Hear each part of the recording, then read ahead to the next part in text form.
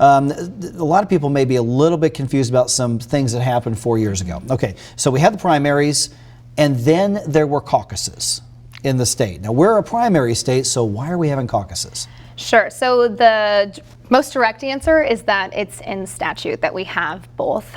So in 2012, if you participated in a caucus, you probably witnessed quite a bit of mayhem. A lot of drama, yes. And that was because the delegates were unbound. So technically, it didn't really matter what happened during the presidential preference primary. That's different this year. It's a new RNC rule that if you have a primary, your candidates or your delegates have to be bound.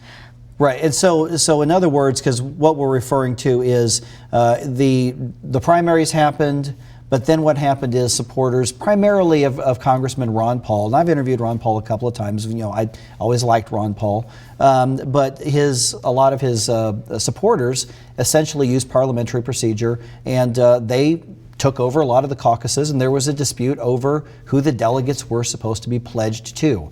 But what I'm hearing you say this time is the primary decides where the delegates go. No ifs, ands, or buts. The caucuses will be procedural. Right. We get that question a lot. Like, why do we have both? And what happens during the caucus?